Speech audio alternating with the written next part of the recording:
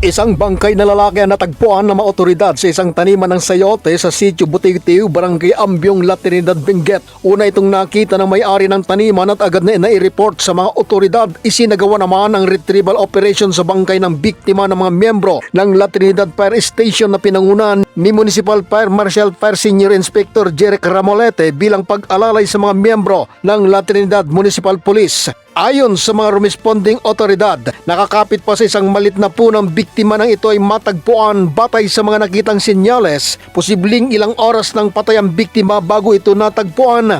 Gumamit ang mga otoridad ng stocks basket at spine board para maiangat ang bangkay ng biktima. Isinagawa ang retrieval operation sa paipagtulungan ng Philippine National Police Scene of the Crime Operatives ng ilang barangay opisyal ng Barangay Ambyong. Huli umanong nakitang buhay ang biktima nung gabi ng Pebrero 15 sa lugar. Iniimbestiga na ng mga otoridad kung ano ang sanhi ng pagkamatay ng lalaki at kung may nangyaring foul play sa kanyang pagkasawi. Mula sa lalawigan ng Benguet, Pedro Lyoda para sa mata ng Agila, Northern Luzon, matatag, matapang, matapat.